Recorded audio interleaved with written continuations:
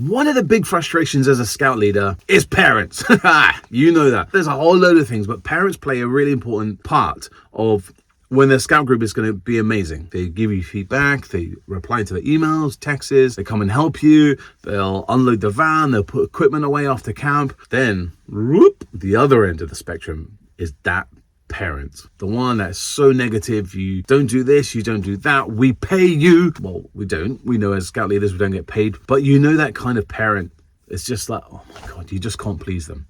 And I was talking about this with some fellow scout leaders a couple of days ago.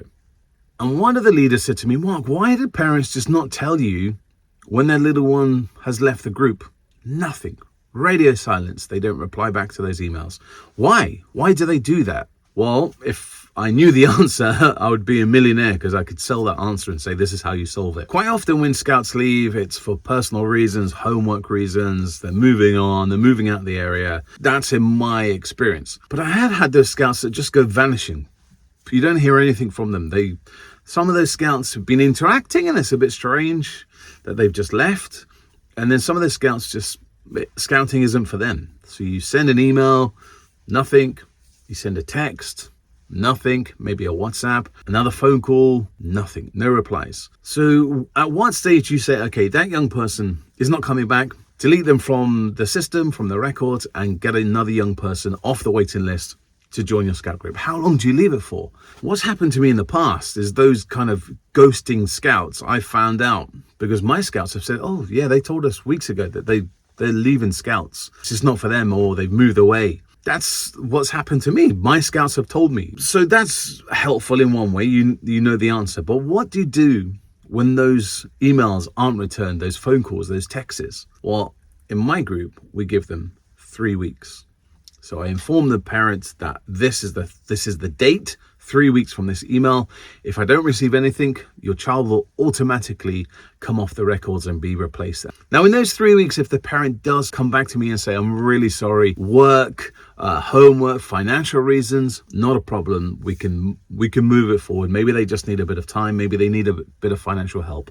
But if they do reply, fantastic. We know where we're going. But what happens if there's nothing? So like I say, 3 week rule.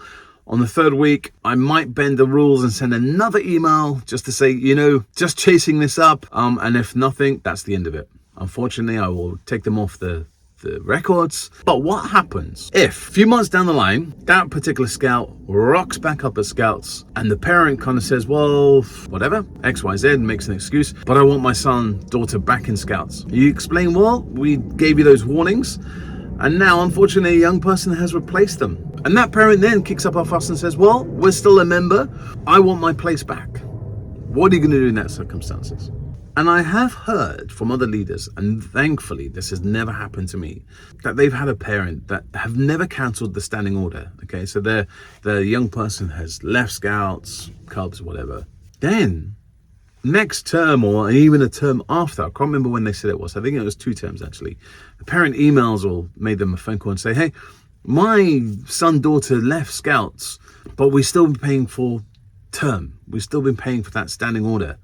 Now they left, so we got to refund the money back because we don't attend. What do you do in that circumstance? Geez, that was like mind blowing when I heard that. And I was like, I don't know. I generally don't know. So the leader was explaining, they left a term, 2 terms ago, that the standing order wasn't cancelled. And that parent was adamant that they wanted 2 terms worth of subs and nearly, 80 quid, I think it was, to return back to them. I'm going to refer this to the GSL. I think the GSL referred it to the DC, if I remember, and I don't know the outcome of that situation.